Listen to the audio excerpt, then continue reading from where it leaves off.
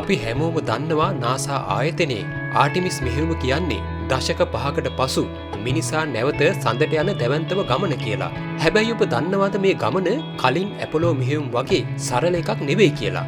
ඇයි ආටිමිස් යානය පෘථිවියේ ඉඳන් සඳට කෙලින්ම ගොඩ බහින්නේ නැත්තේ? ඇයි ආටිමිස් යානය මෙච්චර සංකීර්ණ ගමනක් යන්නේ?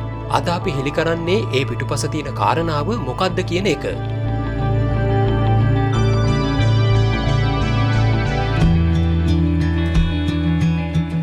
ආටිමිස් 2 යනු ඔරයන් අභ්‍යවකාශ යානයේ ගගනගාමීන් රැගෙන යන පළමු මෙහෙයුමයි. ආටිමිස් 2 මෙහෙයුමේදී සඳ දක්වා යන දිගු ගමන ආරම්භ කිරීමට පෙර යානය පෘථිවිය වටා, ඒ කියන්නේ ඉහළ පෘථිවි කක්ෂයක පැය 42කට ආසන්න කාලයක් ගමන් කරනවා. මෙහිදී හදිසි අවස්ථාවකදී යානයේ ජීව ආධාරක පද්ධතිය සහ අත්හදා බැලීම් නිසි පරිදි ක්‍රියාත්මක වෙනවාදයි පරීක්ෂා කිරීමට ගගනගාමීන්ට කාලය ලැබෙනවා. ඒ අතර යම් දෝෂයක් හෝ හදිසි තත්ත්වයක් ඇතිවුවහොත් සඳට යනවාට වඩා පෘථිවි කක්ෂයේ සිට ඉතා ඉක්මනින් සහ ආරක්ෂිතව නැවත පෘථිවියට පැමිණීමට මෙලෙස කක්ෂ ගතවීම උපකාරී වනවා.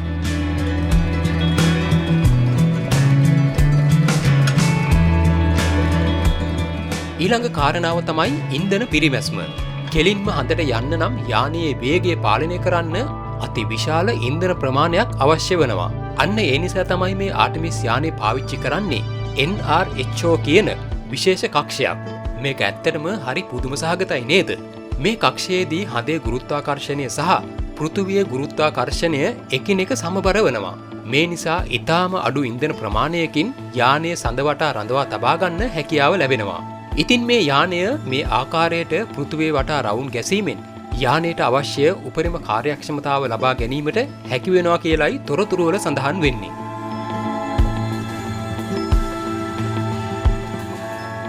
ආටිමිස් 2 මෙහෙයුමේ ඇති සුවිශේෂීම ආරක්ෂක සැලසුමක් තමයි නිදහස් ආපසු පැමිණීමේ පතය. පෘථිවිය වටා නිසි කක්ෂයකට පැමිණ ඉන්පසු සඳ දෙසට නිවැරදි කෝණයකින් ගමන් කිරීමෙන් යානය ඉංග්‍රීසි 8 ඉලක්කම හැඩයකට ගමන් කරනවා.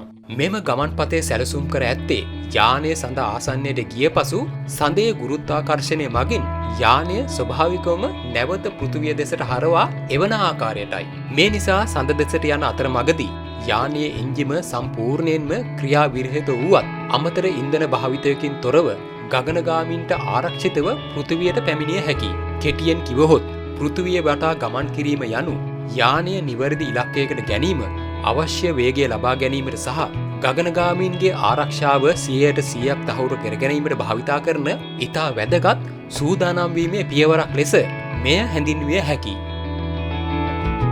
ඉතින් පෘථිවිය තමන් වටා වේගයෙන් භ්‍රමණය වෙනවා කියන කාරණාව ඔබ හොඳින්ම දන්නවා.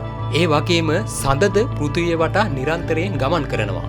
ඒ නිසා කෙලින්ම සඳට යාම අපහසු කාරණාවක්. ඒක හරියට කැරකෙන වේදිකාවක සිට ගමන් කරන දෙයකට ඉලක්කයක් ගන්නවා වගේ දෙයක්. සාරාංශයක් ලෙස ගත්තොත් කෙලින්ම සඳට යාම කළ හැකි වුවත් එය වියදම් අධික, තාක්ෂණිකව ඉතා අසීරු සහ ගගනගාමීන්ගේ ජීවිත දැඩි අවදානමකට ලක් කරන කාරණාවක් නිසායි අද වන විට එය භාවිත නොකරන්නේ. දැන් ඔබට පැහැදිලි නේද ආටිමිස් යානය මේ තරම් දීර්ඝ ගමනක් යන්නේ ඇයි කියලා?